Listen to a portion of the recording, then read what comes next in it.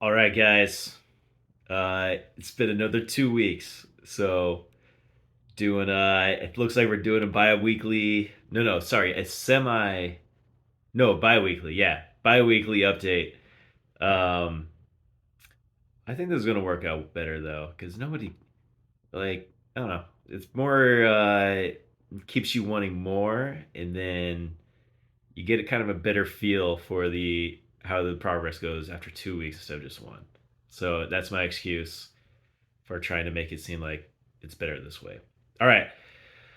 So, recapping an overview of week three, it was overall a pretty good week for everyone.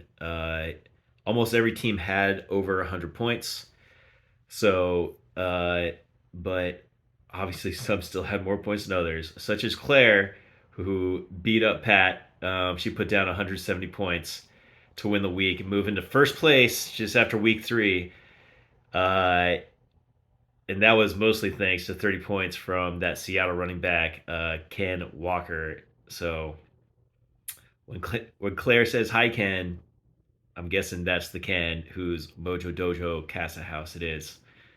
So uh, Chris had the lowest points of the week, showing that so far this season, like we can all just be all over the place. So, uh, especially in contrast to how Chris goes up to 215 points from like 90 whatever. So yeah, it's a bit more wild this season, I think.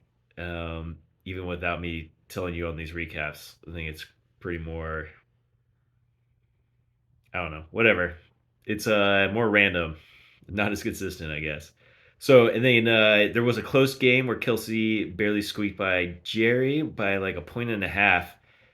Mostly because she got saved by a good performance by Debo Samuels on the Niners. So okay, and then this last week, which just ended a few hours ago, as it is Monday night, um, probably the highest scoring total by everybody combined for a week so far. So I got 140, which was the third most, but I was going against fucking Chris, who dropped 215 points.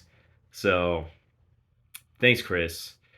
Uh, Kim also put up 160 to get second, and she beat up on Pat even further, even though he just got destroyed by Claire. But not really any close games this week. So after 4 weeks, poor Pat, man. He's a dead last, no wins, second to last in points, um, which is Scarlett, who barely has just a few more points less than him. Even though she's 2-2. But furthermore, he has by far had the most points scored against him. So yeah, we're not taking any mercy against him. Uh, so, but you know what? We'll just chalk it up to he's giving all of his attention to childcare. So, responsibilities and keep up the good work there in the household, Pat. So, half of the league is at 2-2 after this week. Claire and I are leading that pack of 500 teams. Chris has taken the lead with that 215 points.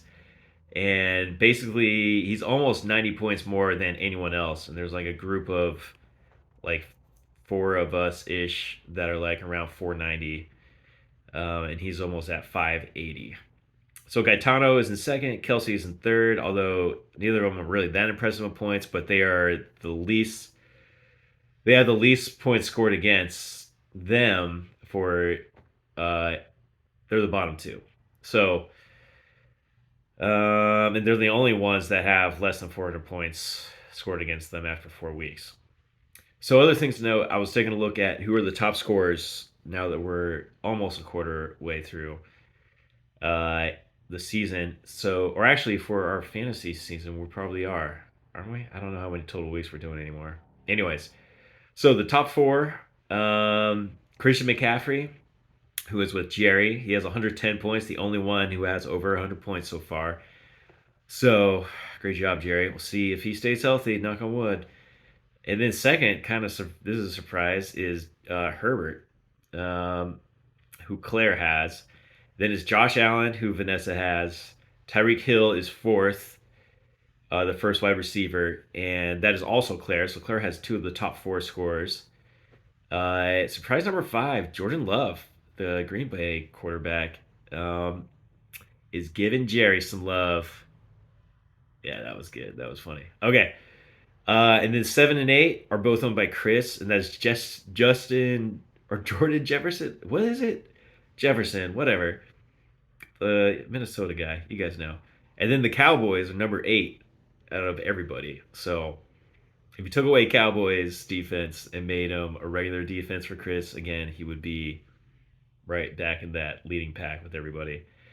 Number nine is Jalen Hurts, who was my first player on there. It was my second pick. And then we got Mostert, who was the second running back, who's on with Gaetano, even though he only had 2 points last week. And then Akane, I don't know how you say his name, Akani is the third running back with Pat.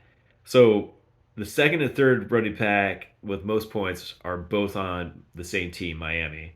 But I don't know. We'll see how Miami keeps going. And then Diggs is the third wide receiver who Kelsey has. Puka Nakua is a huge surprise as he was a free agent. He's the 18th best player, so great pickup by Chris.